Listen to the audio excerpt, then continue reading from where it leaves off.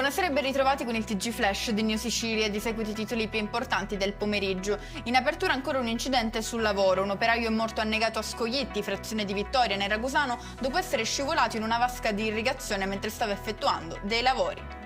Condannati Antonello Leonardi e suo fratello Salvatore. Questa è la sentenza del Tribunale di Catania nel processo ai due imprenditori della Sicula Trasporti, disposta anche la confisca della società.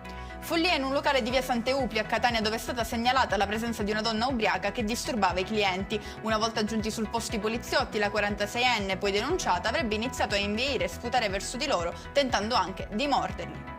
Goletta Verde ha fatto il punto della situazione spiagge in Sicilia. Sono 10 tratti di mare inquinati su 25 analizzati. Agrigento, Trapani, Palermo e Catania le province con maggiori criticità. Chiudiamo con le previsioni meteo. Il sole continua a splendere indisturbato in Sicilia. La Protezione Civile regionale ha diramato per domani un'allerta incendi rossa per Trapani, Agrigento ed Enna. E con questo è tutto. Prossimo appuntamento domani alle 13:30. Grazie per averci seguito. Arrivederci.